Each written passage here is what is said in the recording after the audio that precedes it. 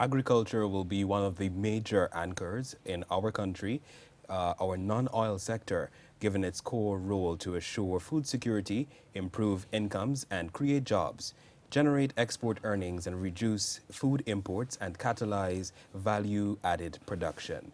Those were the words of Dr. Ashni Singh, Senior Minister in the Office of the President with responsibility of finance, as he unveiled a $383.1 billion budget that was presented under the theme, A Path to Recovery, Economic Dynamism and Resilience. Thank you for joining us for another program of Budget in Focus. I'm your host, Travis Bruce, and at this time I'm joined by the Honorable Minister of Agriculture, Zulfikar Mustapha. Thank you so much for being here, Minister. Let me thank you for inviting me on your program. I am happy to share our program with the public out there, and I hope that we can make a difference for this year and we'll continue the work that we started last year. Yes, thank you. You know, Minister, but before we get into all the work with the agriculture sector, I wanted to take a trip back to Thursday when the President, Mr. Mohammed Irfan Ali, His Excellency, he made an address to the 12th Parliament and he emphasized the watchword for governance of this country, that it should be partnership. So what are your thoughts really on that, and how do you see yourself playing a part to materialize this? Well, since I have assumed the Ministry of Agriculture as minister there, I have started to work in that capacity in terms of farming partnership with farmers, with stakeholders, and that has been the watchword of this PPP civic government. We have a proud history in building partnership, in working collectively and ensuring that we have everyone to participate and come on board to be in the developmental trust of our country. Yeah, thanks for that. You know, and one of the things before we get into this year, because I know there are quite a lot of activities that will be rolled out by the Ministry of Agriculture, I want you to share with us from that emergency budget last year. I know it was specifically to help the economy, put it back on its feet. So tell us a bit about some of the initiatives and programs that really happened last year. So last year, I could safely say that when we took over this sector, we took over a sector that when we went in there were many persons where what we found were hopelessness. The sector lacks leadership and lacks a direction that the agriculture sector was supposed to go into. And we started our work, and we started very meticulously. First of all, we started a number of outreaches to diagnose what are happening or what were the issues in the Ministry of Agriculture. We were able to, and as you rightly said, that His Excellency would have talked or speak last Thursday on building partnership. We start to build that partnership from the day one, since when I assumed that role as Minister of Agriculture, with the various stakeholders. If you traverse across this country now, people will tell you that they see hope, they see their future in the agriculture sector. Because prior to August of last year, when you raise an issue about development in the country, everyone were pointing you to the direction of oil and gas, that we have to wait for the oil and gas revenue to come on stream. Today, that has changed drastically.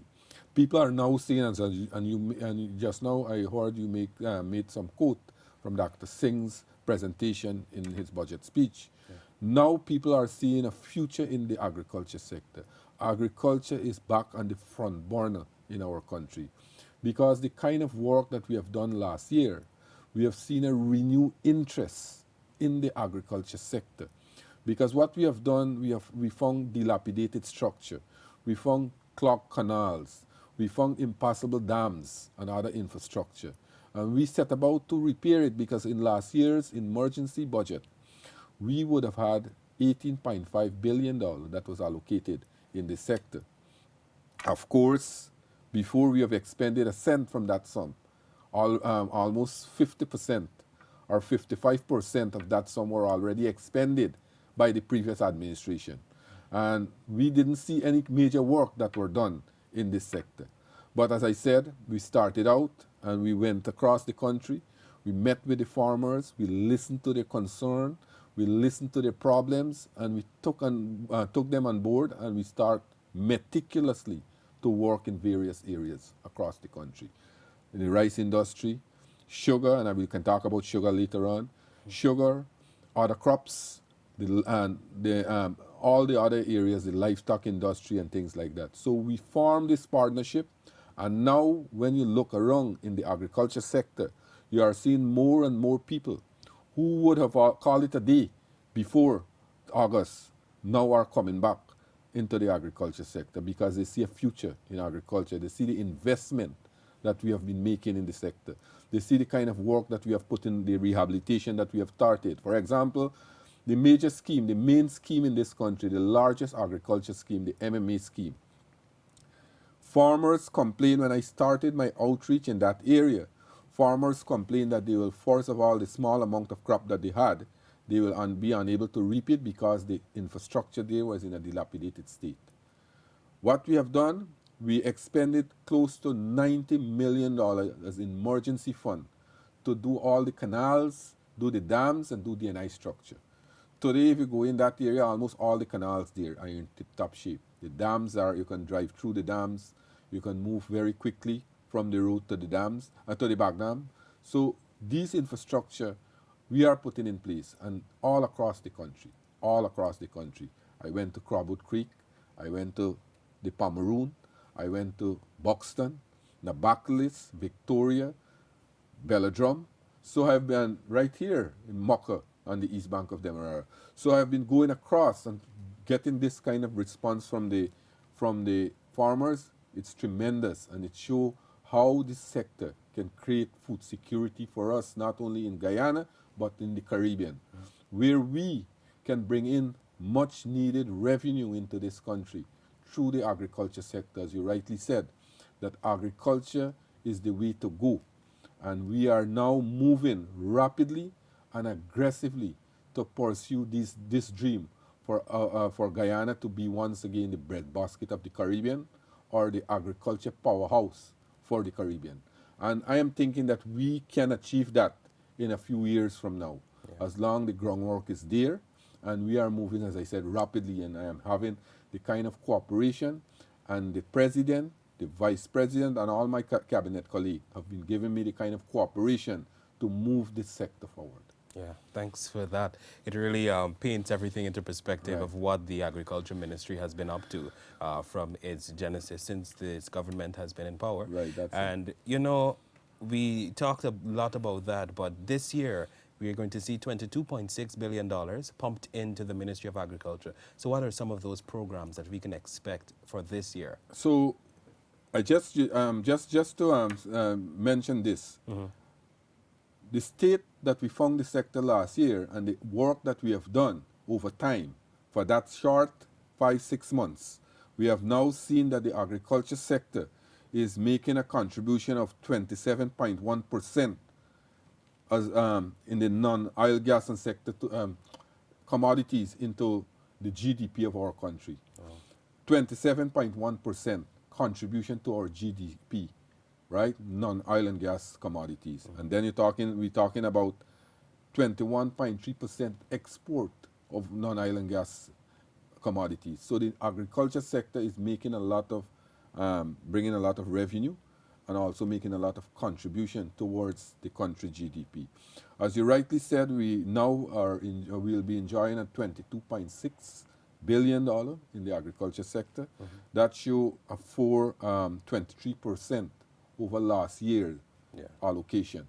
And I was looking, because I have to prepare for my budget presentation too. We have seen from 2015 the decline in spending in the agriculture sector over that last 5 years. And immediately upon assumption to office by this PPP civic government, we have seen that from 18.5 to 22.6 immediately. The increase started once again. So we will have $2 billion for the sugar industry. This will take us to $9 billion within 6 months to the sugar industry. What we found in the industry, that the 3 operating estates that we have, Highflot, Blairmont, and Albion, they need critical capital works. The previous administration would have neglected these works. And as a result of that, these estates were limping along. As a matter of fact, the capacity of these estates were between 50 to 60%.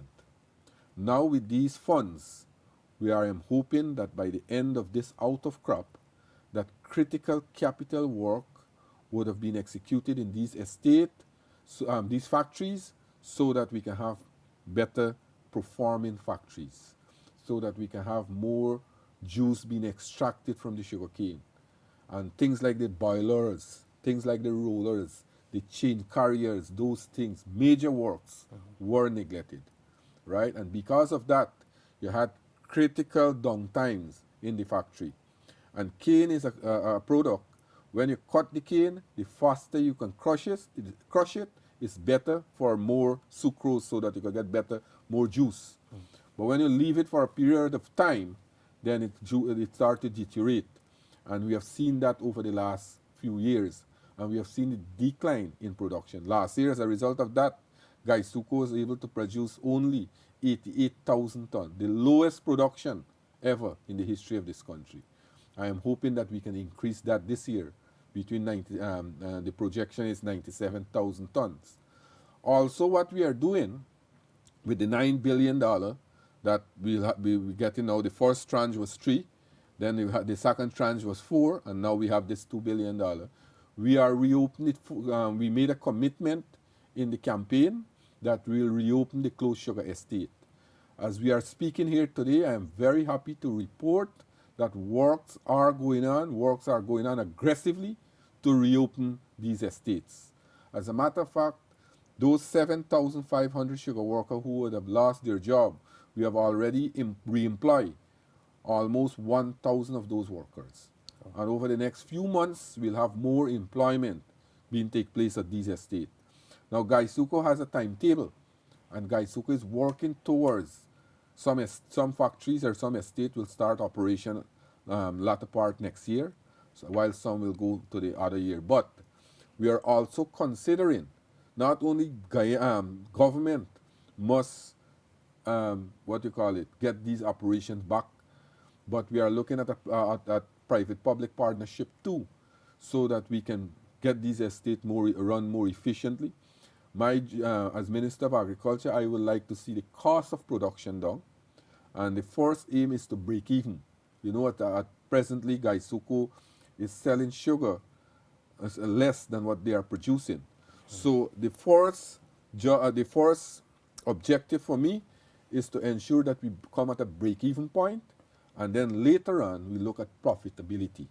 How we can come to a break-even point, we have to ensure that we spend money to develop these estates. What we mean rehabilitate these estates. Not only the factories, but we also have to do works in the field to increase the yields per hectares, so that we can have more canes being produced. As it stands now, Gaisuko yields is about, our Gaisuko ratoons is about 12 to 13 years. You know, that means for the last 12 years they didn't do replanting. So the cane keep growing year after year. And a time will come when they have to meet a saturation point. Yeah. And that's the reason that we are getting low sucrose too from the cane. So all these things taken into consideration, and with the infrastructural work that have been locking over the years, for example, the dams to take the canes to the factory, the pond fleet, all these things has been deteriorated over the years. And as a result of that, we have the poor performance of Gaisuko. I just want to make this last point on sugar, because sugar is a wide Yeah, thing. it is. In 2016, yes, when the coalition would have present their budget in 2016, they boasted how they have turned around the sugar industry. Because in 2016, we have seen almost 38,000 tons alone came from Skeldon Estate. And they said how they turned around the industry. But that was the work that came about because of the work we did when we were in government prior to 2015, right? And they reaped the benefit, but they didn't continue the investment that we started to ensure that we rehabilitate these factories. We keep it on a par so that they can work efficiently. And that's the reason we see the decline. And today we are only producing just about 88,000 tons. And I'm hoping that that will increase tremendously over the next few years. Yeah. Turning to, and it's mentioned both the president when he spoke at Parliament last Thursday and in the speech of the Minister of Finance, Dr. Singh, they said about when you want to develop the agriculture sector, you have to ensure that you take care of the DNI system. And we have seen a record allocation in this sector. $12 billion have been allocated for the DNI sector.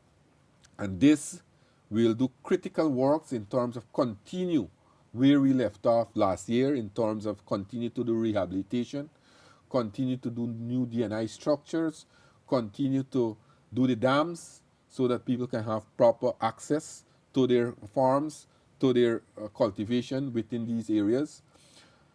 Last year, we would have purchased 12 new pumps. As I'm speaking here, we have the Indian technician. They are in the country setting these pumps, different parts of the country in Region 2, Region 3, right here in Region 4, Region 5, Region 6. All these areas will have new pumps, our pumps to boost the drainage system in our country. Right in Georgetown, we have placed 3 additional pumps to help in the draining Georgetown, because over the last few months or last few years, we have seen high intensity of rainfall. Our drainage system is not geared to drain this amount of water fast enough. That is why in many areas you tend to get flooding for a period of time. I want to let NDIA work to ensure over time we can have the capacity to drain the land very quickly. And also this will help us in the agriculture sector, because when we have flood in the agriculture area, when people crops are being flooded out, when people livestock are flooded out and they die, people suffer tremendously. We from the government also, normally our resources is be stretched to help these people go back into these sectors. So we'll be having these pumps will boost the drainage system. We'll do a number of rehabilitation with other drainage structures around the country so that we can have a 24-hour drainage system. That is my objective in the long run, that these main agriculture area must have a 24-hour drainage system. That means when the tide is low and where we have sluices, we'll use the sluice to drain, and when the tide is up back, we'll use the pump to pump the water so that we can have drainage constantly and continue drainage so that we can drain the water quickly. This year, we'll be seeing pump station being constructed at Adventure and the Quarantine. Blackbush Polder is an area they have close to about 18,000 acres of rice land. Then you have another 10 to 12,000 acres of cash crop, other crops. Then you have a lot of livestock up in Blackbush Polder. So it's one of the major agriculture schemes in our country too. So we see over time Blackbush Polder is very prone to flooding. So we'll be placing a new pumping station at Adventure on the Quarantine, so that Blackbush Polder will have 3 pumping stations to drain them, to complement the drainage with the sluices that they have there in those areas. So we'll have construct a new sluice at Blackbush Polder. We'll have a Montrose also, Montrose on the East Coast. Yeah. Over the last few months, we have seen flooding on the East Coast. That because the pump at Montrose is in a bad state. So we'll be constructing a new pumping station also this year at Montrose here, so that we can take care of the drainage system there. And this area alone will drain close to about 54,000 acres of farmlands. When I went to the Pomeroon a few weeks back, I made a commitment there to the farmers that the Pomeroon were flooded for a number of weeks. The Prime Minister and myself went there at charity. We didn't get to go to the Pomeroon, but I went to the Pomeroon a few weeks back.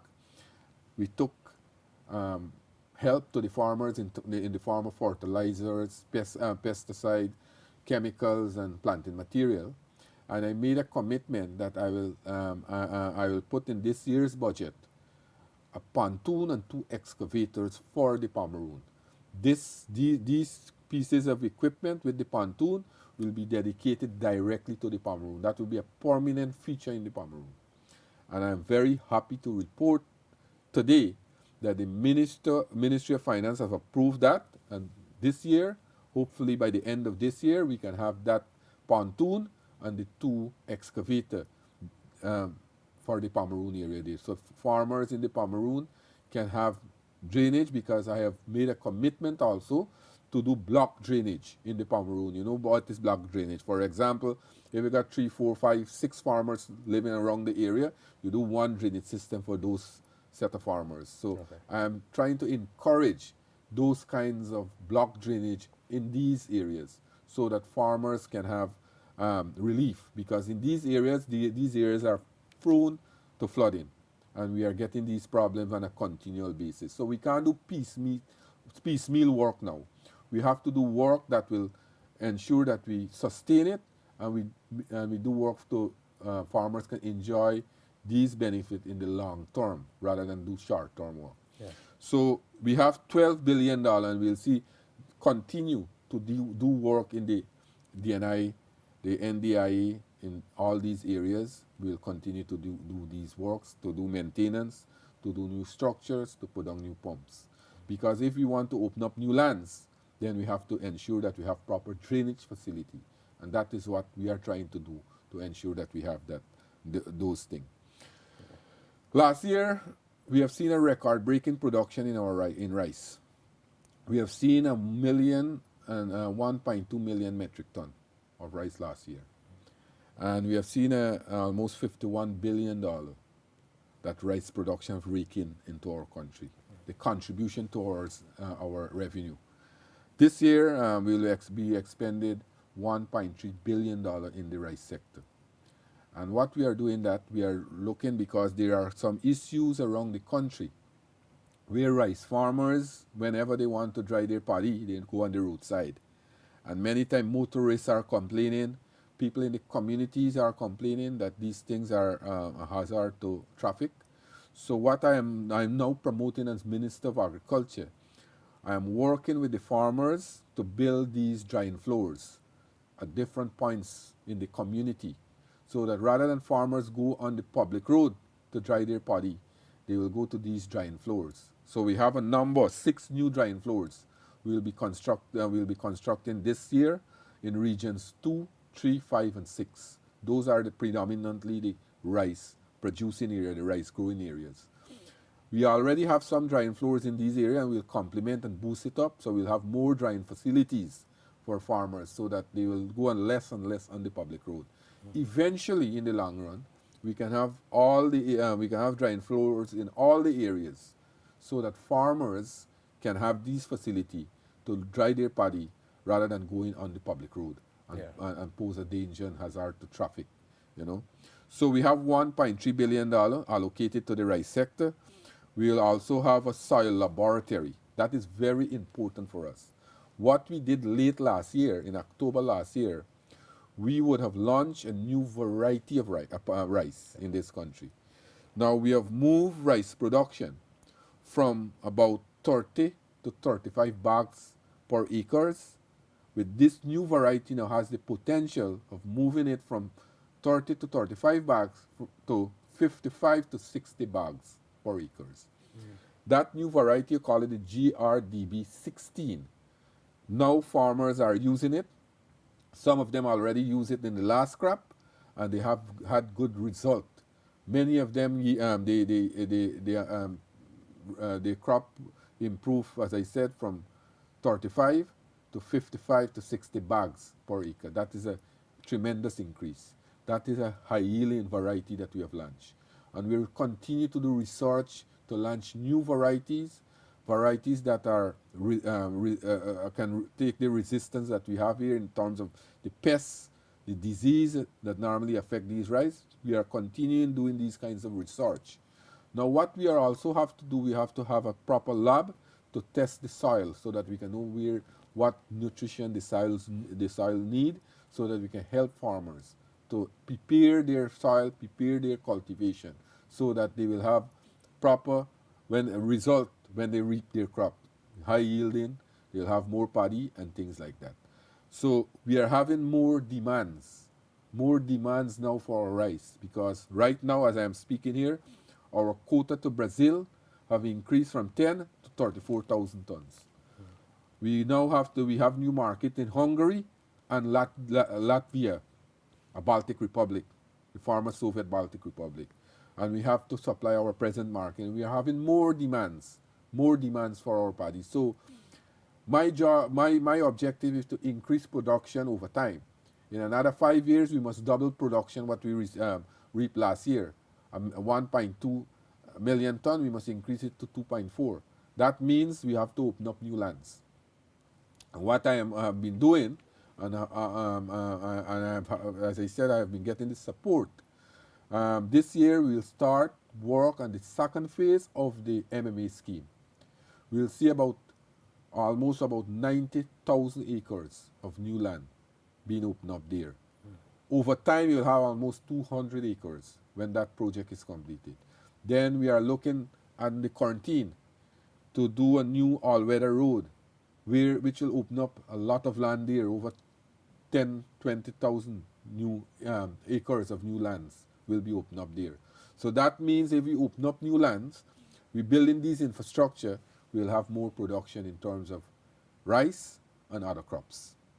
So normally we'll see more production coming on stream. Yeah. You know, Minister, if I may, I know there are a lot of activities that you plan for this year, and that's not even half of the list. Right. But you mentioned, you know, well, let's going back to Gaisuko, that $2 billion. We need to also highlight the creation of jobs, and that is an important factor. Yeah, I agree with you. That, you know, jobs are being created. And you mentioned also on that research, we want to talk a little bit about NARI, because they are going to be receiving 1.2 billion Yeah, to support I will just let me go through. But let's talk a little, as you rightly said, about Gaisuko. I agree with you, fully agree with you, that Gaisuko, we must look at Gaisuko not only as Gaisuko to produce raw brown sugar, but Gaisuko, we have to look at the all-round role that Gaisuko plays in our country. Yes, sugar production is one of the main activity, but Gaisuko, as I said, Gaisuko play a very important role in terms of the village economy. You have a number of persons, because when these estates were closed, the entire village economy died at sudden death. A number of families were displaced because people had to move and go find jobs at other places. Then the DNI services DNI service that Gaisuko normally extend to those community, the government had to take it over. The recreational facility, like the community centers, the sporting facilities that Gaisuko used to maintain, were left abandoned or hand back to given to the region, or the government had to spend money and take care of that. The primary health care in the community that Gaisuko normally provides had to be taken over by the government. So not only when people seeing Gaisuko talking about sugar, and people like the AFC and especially Mr. Ramjatan, who shadow my ministry in the parliament, talk about sugar, we wasting money. This is not wasting money, because when General Motors in America had this crisis, when we were going through the financial crisis, President Obama had to put money in to keep it alive and ensure that he keep the job there, right? Just also in the agriculture sector, we have seen how much subsidies that were given to the agriculture sector in the United States when you had issues there. So Gaisuko is providing jobs, and Gaisuko is providing a number of services for various communities across the country, especially the village economy, and a number of persons who indirectly depend on Gaisuko, the market vendors, the shopkeepers, the seamstress, the taxi drivers. All those persons earn a living when these workers in the community work at Gaisuko, because the money is being become disposable earnings spent in the communities, right? So that's I want to talk about Gaisuko. But Gaisuko, as I said, we will continue to move Gaisuko forward. We will continue to ensure that Gaisuko play its role, and we will also ensure that Gaisuko turn around, not only to produce raw brown sugar, but to diversify, do value-added production, things like refined sugar, Yeah. ethanol, do increase the output of molasses, increase the grade of the molasses, and other things like that. So we are seeing a whole host of programs that we plan for Gaisuku, and hopefully Gaisuku will make that turnaround. Will make that turnaround, and then the naysayers and the soothsayers will be silent, Yeah. right? And so what about agro processing? I know there's going to be $832 million that will be pumped into agricultural infrastructure. This includes packaging and processing facilities. What does this mean for the average person that might be packaging? Can they benefit directly from these facilities? How will it really roll out? Well, normally agro processing done normally do in Georgetown. So we want to ensure that we move the facilities across the country. This year we are looking at in Region 9. We are looking to develop the Parika one in Region 3 and also in Region 10. We are also looking in Lesby Holden, Blackbush Pool, I just mentioned it. Yeah. So all these areas will have agro processing facilities, and we will assist the farmers to ensure that we help them in the agro processing facility. The crops will become more, our produce will become more value added now, and we are providing that service, and we'll continue to help the farmers to do that. As a matter of fact, we are looking also to do one at Hope on the and in Region 4 here, because you got a number of farmers in Region 5 there can come at Hope. We are also looking at markets to find markets for these farmers. So whilst we are helping them and we are giving them the service in agro processing, we are helping them to get more value added in the crops. We are also looking at markets at various parts and various areas. I am now looking at all the barriers in the Caribbean that are affecting our producing going to these Caribbean countries. You know, over the last, I was looking at the importation bill in the Caribbean, and the Caribbean have been importing between 8 to 12 billion US dollar annually in agriculture produce. We can tap into that market. We can tap in, and we have good produce. And as you rightly said, in the agro processing facility, the new GMC now we have revamped the policy of the new GMC. The new GMC is more proactive. This year alone, what we will be doing, we will be purchasing 2 new freezing trucks that will facilitate farmers to get their produce to various parts. For example, if a farmer in Parika, we can find market for a farmer in Parika, then we can facilitate that farmer with our truck from Parika to transport their produce to Georgetown, right? And at a minimal cost. At a minimal cost. At Nari, as you rightly said, at Nari, we have $1.2 billion allocated to Nari. Nari has to play a very important role, because Nari will not only concentrate now on the traditional crops. What we'll be doing, Nari will also concentrate on the non-traditional crops. And when I talk about non-traditional crops, I mean big crops, things like soya, things like corn. Over the year, every year annually, we are importing corn to the tune of about 25 million US dollars for the poultry industry. My job, and the president has made it clear in his speech and various speeches, that he wants us to produce all the corn and all the proteins for the poultry industry right here in Guyana, right? And we are working at that. This year alone, we have $500 million that is earmarked for the intermediate savanna, where we'll be working to help get farmers to invest in corn and soya production. And we'll be helping facilitating farmers. So now I am working out. I have a small committee working on this with a plan, and we are having some potential person who wants to go there and invest. I'll be working with Lands and Survey very closely to facilitate these farmers so that they can go there and start production.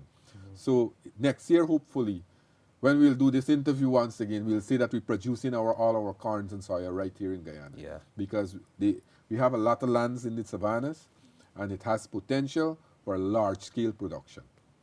We already have a farmer there who is doing a large-scale production, and we'll continue to work with farmers to do that. Also, another sector that we see a big investment in the livestock sector. You know, we have $806 million allocated to the livestock sector. The livestock sector has to play a very important role in our country. For example, meat production. We are self-sufficient, but what we are doing also, We are looking to develop the livestock sector, especially the poultry sector, the beef sector, the swine sector, so that we can also export these things. Right in here, our neighbors, Brazil, is exporting beef to the Middle East. We already had business group from the Middle East and various parts of the world coming to Guyana to meet with us to look at various aspects of which sector they want to invest in. And the agriculture sector is one of the sectors that many persons are focusing on, Yeah. especially that group that came from Dubai. We did 3, 4 presentations. We did presentation in rice production, poultry, goat, the Gaisuko, and we are looking also to build world-class arbiters. Like we're doing one at Anvawak in Region 5. We're doing a swine arbiter at Garden of Eden right here on the east bank of Demerara. And we want to ensure that these are world-class facilities so that we can have the facility to export these things to various parts of the country, right? And we'll continue to expand in the livestock sector because the livestock sector is a very important sector for us as a people to create employment and also to bring in much needed revenue into our country. Yeah. So all in all, I think the agriculture sector this year, I think I am very pleased with the allocation, and I think that this is a start of the transformation in the sector that we'll see over the next 5 years. Also in the the fishery sector, we'll be seeing much needed investment. For example, we'll concentrate a lot this year on aquaculture. Aquaculture is very important for us, and we'll have $293 million that is allocated in the aquaculture sector. Not so long ago, the president have already said that very shortly he will launch himself the aquaculture master plan so that we can get the aquaculture organized. Aquaculture has potential to bring in much needed revenue into our country, create jobs, and create opportunities for the small people, the poor people, the small farmers. You know, we had these shrimp farmers around the areas around the country. They are not organized. Yeah. So what I have instructed the fishery department that we must register these people, get them organized, and start work with them. We are really expending more money in the Saturday aquaculture farm there at Manripo, so that can be a model farm, and also we can provide the fingerling for the farmers who need these things, so that we can and give them the kind of necessary technical advice so that they can develop the aquaculture sector. Yeah. As I mentioned earlier, that we have the $500 million in supportive infrastructure for the intermediate savannas, that will continue to do investment there in these non-traditional crops that we want to do. We'll also look at cattle rearing. We'll also look at aquaculture in those areas too. Inland fishing. In the marine fishing, we'll continue. Last year we purchased a vessel, and this year we'll purchase more equipment that are needed in the vessel so that we can patrol our exclusive economic zone. We can also patrol to look at pirate sea that are affecting our fisher folks. You know, that's a serious problem. And we'll be looking at only this morning I made a visit to the wharf at Meadowbank there to meet with farmers, to listen to fishermen, to listen to their views there. And they need help. I will continue to work with them. We'll continue to develop this sector. As a matter of fact, almost 15 to 20,000 people are engaged in the fishery sector in our country that they are getting a job from. So we have to continue to invest in this sector to ensure that we create the necessary facility so that our fisher folks and fishermen can enjoy these and continue to operate. That is the cheapest form of proteins for our people in this country. Yeah, you know, Minister, as we're coming down to program time, there's quite a lot that the Agriculture Ministry will be up to this year and even beyond. And I really do know that you will definitely execute and achieve all these goals. But I see that coconut is becoming the frontier crop in Guyana. So can we expect coconut facilities, perhaps harvesting byproducts of coconuts for the regional and international market? What can we expect? A factory specifically for that crop? So what we'll be doing this year, last year we have already we constructed 2 new nurseries. Okay. one in Karuni and the East Bank here, the highway, and one in Charity and the Escubo. We'll do another, this year we'll do another 4 coconut nurseries at Baconham, Legwan, Canal, Polders, and number 63 on the quarantine. I am doing this because what I have noticed that coconut will be the third most important crop for our country. Yeah. Coconut is taking the world by storm now. And as you rightly said, that the byproduct of coconut can be used for many things. So what I have done, I have since written to the Sri Lankan to help us, to give us technical advice. Also, I have written to the international coconut community to help us in some technical advice and some technical export to Guyana to help us to improve our coconut production. The private coconut farmers also will be working with them too to ensure that they continue to expand their production.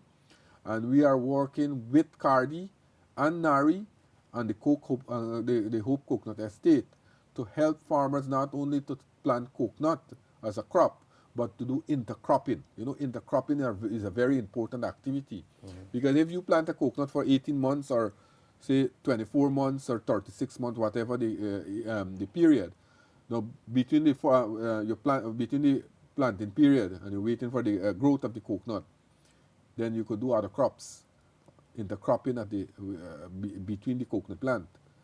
We already have some of those farms on the highway, Okay. right? And I am encouraging those farms. So the intercropping system, we are now enlightening farmers. We are advising them on how to they can do it, and many farmers are coming on board. So the coconut industry will play a very vital role. The coconut industry will be expanded over the next few years, and we can see a lot of coconut coming out of Guyana, and we can export it because we have to take advantage also of the opportunities that exist not only in the Caribbean and Guyana but in North America, in the North American market. There's a big market there for coconut water. And when you go into North America and go in some Caribbean stores, you'll see coconut water coming from Vietnam, coming from Thailand and those Asian countries. We are right here at the backyard.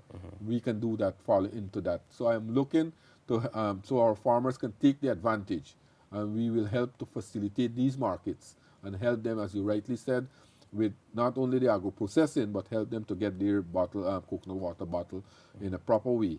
Only yesterday I've had discussion with a person who can create these labels for produce coming out of Guyana at a very cheap cost.